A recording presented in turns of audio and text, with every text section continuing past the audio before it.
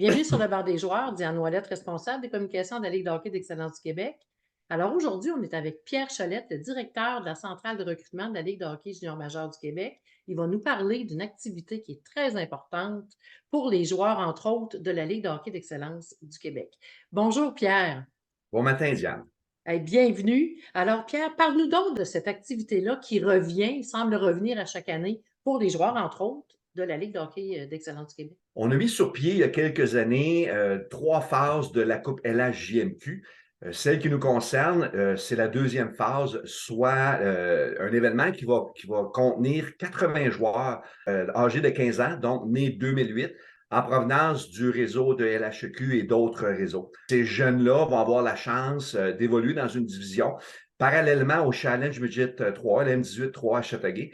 Vont avoir la chance d'évoluer aussi contre les deux équipes M15, là, ce qu'on appelle communément là, les deux équipes Québec. Le bassin de joueurs dans lequel vous sélectionnez ces joueurs-là, il est quand même assez grand. On peut penser à combien de joueurs à peu près qui sont évalués pour arriver à ces invitations-là?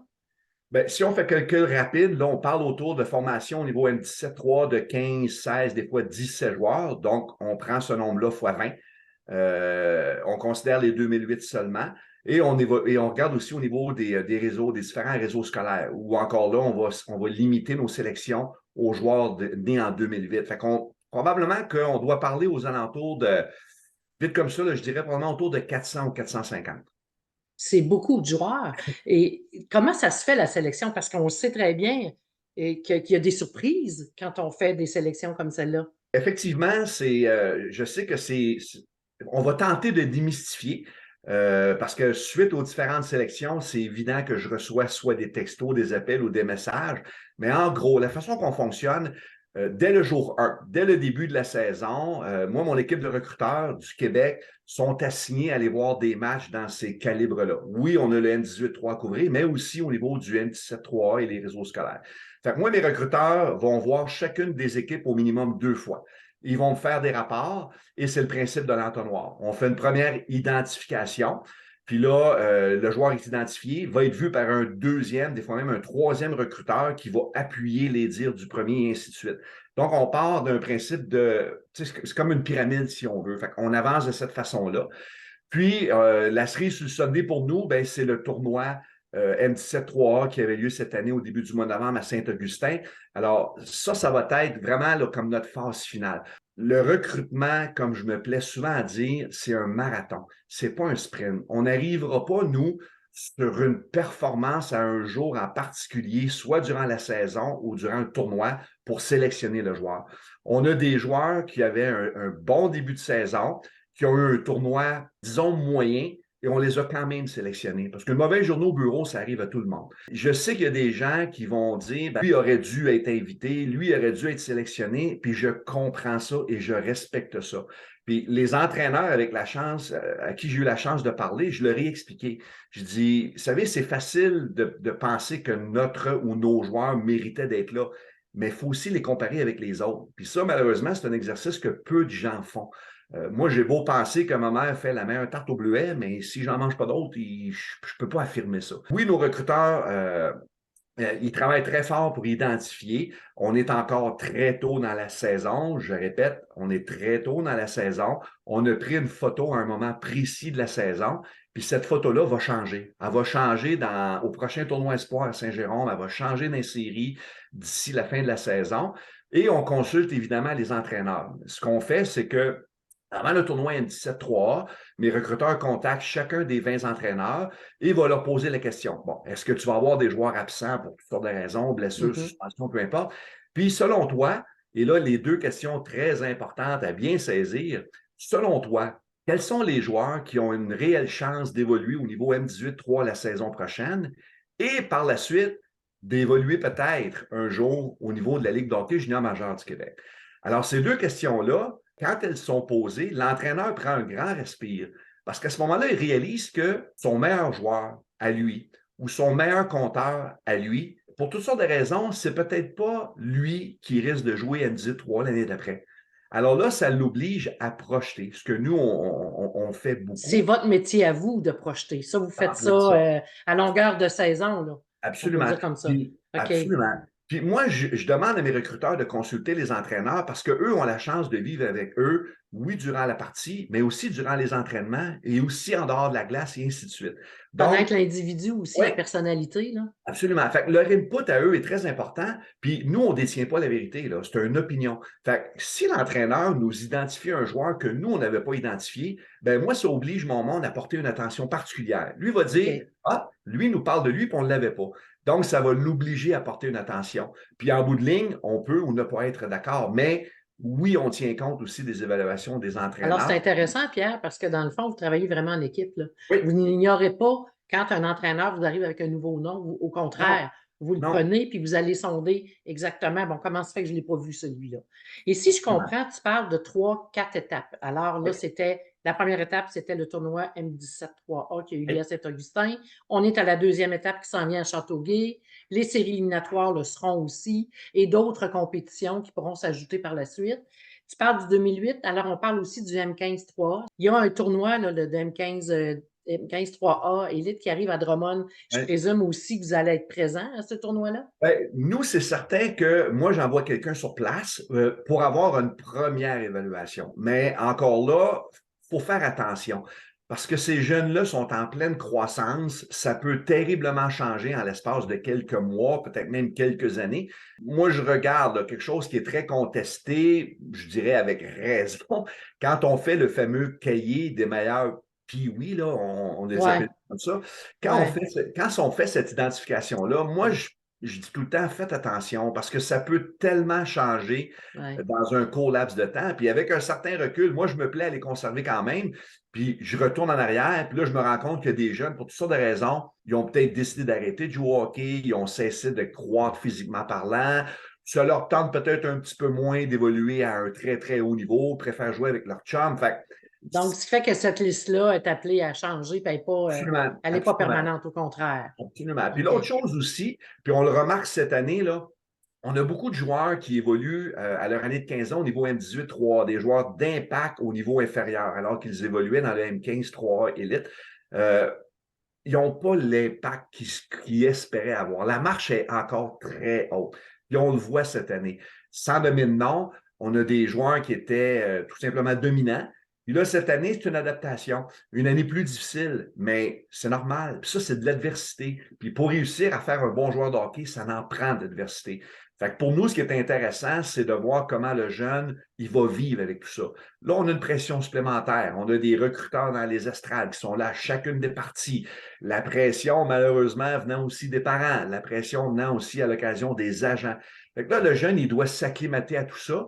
Puis moi, je dis tout le temps, écoutez, on parle de jeunes qui ont 15 ans, là. C'est encore des ados, là. Fait qu'il faut se replacer dans le Absolument. contexte. L'événement, oui, est important. On prend une photo de la situation actuelle, mais elle va changer. Et on le sait qu'elle va changer. Donc, ton message, Pierre, ça dit que si advenant le cas où tu n'étais pas sélectionné, peu importe qui t'es, tu l'as dit tantôt, premier compteur d'équipe ou premier compteur de cette catégorie-là, ou encore le meilleur défenseur, ou peu importe, là, tu n'es pas sélectionné à ce stade-ci, t'en fais pas, continue à travailler fort. Absolument. Continue à croire en tes possibilités. Parce que tantôt, ça se peut peut-être que tu fasses partie de ce groupe-là. Moi, je me dis, le jeune qui croit qu'il n'a pas été sélectionné et qui, lui, croit qu'il méritait d'être présent, ben, il y a deux façons de réagir. Soit qu'il s'affaisse, qu'il s'abaisse ou quoi, ou qu'il nous démontre qu'on a fait une erreur. Et ça, c'est ce que moi, j'espère. Mes Exact. recruteurs, quand on va arriver à la Coupe à la JMQ ou les matchs suivants jusqu'au prochain tournoi, vont dire, ouais, finalement, lui, on aurait peut-être une bonne idée de le considérer puis de l'inviter. Moi, je me dis, parfait. Le jeune, il a saisi, il a compris. Puis nous, là, on n'arrêtera pas d'aller à l'aréna. Là. Ça continue. Puis, tu sais, la dernière étape de la Coupe à la JMQ, qui a lieu à Blainville-Boisbriand au mois d'avril, mais là, à ce moment-là, nous, on amène 80 joueurs issus du Québec qui sont nés en 2008. Oui, on a des jeunes qui prennent part à la présente Coupe qui a lieu au mois de décembre et des jeunes du M18-3. Mais l'an passé, là, on en avait qui n'avaient pas été sélectionnés à la Coupe et la JMQ du mois de décembre. Ils sont venus au mois d'avril. Pourquoi? Parce qu'ils nous ont tout simplement démontré qu'on avait peut-être fait une erreur ou le jeune, il s'est retroussé les manches, puis il nous a démontré que Qui méritait d'être là. c'est en plein ça. Les critères de sélection pour pouvoir être là. Exemple, un joueur qui n'a pas été sélectionné ou même un joueur qui est sélectionné puis qui veut être encore sélectionné puis encore sélectionné. Quels sont les critères principaux? Bien, à la base, là, dans le hockey d'aujourd'hui, c'est certain qu'il y a des facteurs vraiment techniques, là, que ce soit la capacité de jouer à haute vitesse, la qualité du patin, parce que le hockey, ça demeure un sport sur patin. Fait que tu as beau avoir meilleure éthique de travail, les meilleures habiletés individuelles, mais si malheureusement tu as une déficience au niveau de ton coup de patin, ça va te rattraper. Ça peut fonctionner dans les niveaux inférieurs, mais ça va te rattraper. Fait que la qualité du patinage demeure importante. La compréhension du jeu, ce qu'on appelle communément le hockey sense. Oui, ça peut s'améliorer, c'est souvent inné. Ça, c'est quelque chose sur lequel on focus beaucoup. Et la chose, selon moi, qui est la plus importante, c'est tout ce qui concerne le caractériel, tout ce qui concerne l'éthique de travail, tout ce qui concerne la réceptivité du joueur sur un banc. On se retrouve à 3-0 là, en retard. On fait quoi? On rentre au banc, on baboune, on pète notre bâton dans la vitre. Ça n'impressionne pas personne. Mais moi, quand je vois un jeune là, qui continue à chacune de ses présences à donner son maximum, puis etc., ben, moi, j'ai énormément de respect pour ça. Puis ça, c'est inné. Je veux dire, ça peut s'améliorer, mais l'éthique de travail, la compétitivité, la détermination. L'adaptabilité aussi, Pierre? Absolument ça, absolument ça.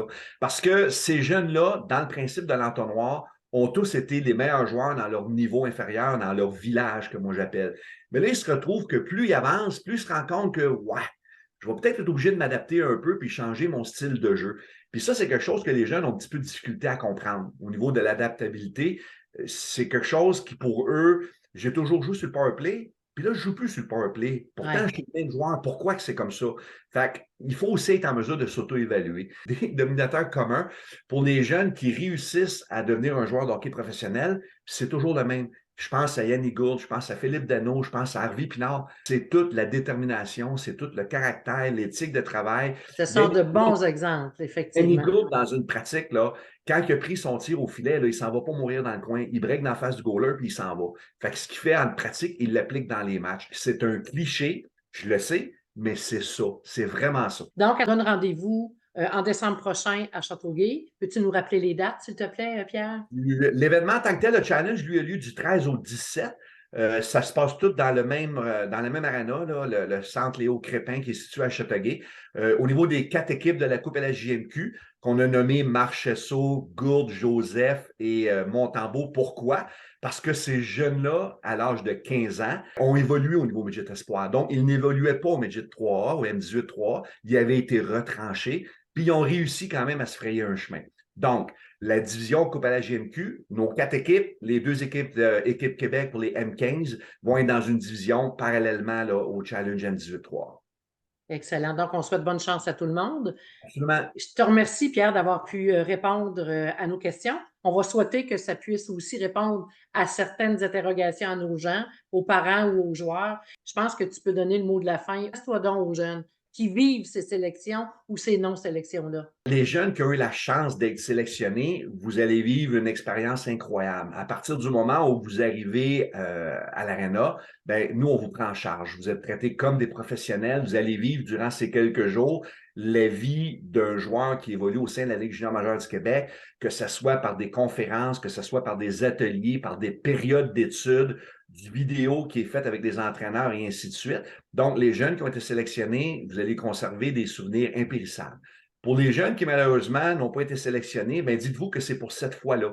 Puis, c'est pas une fin en soi.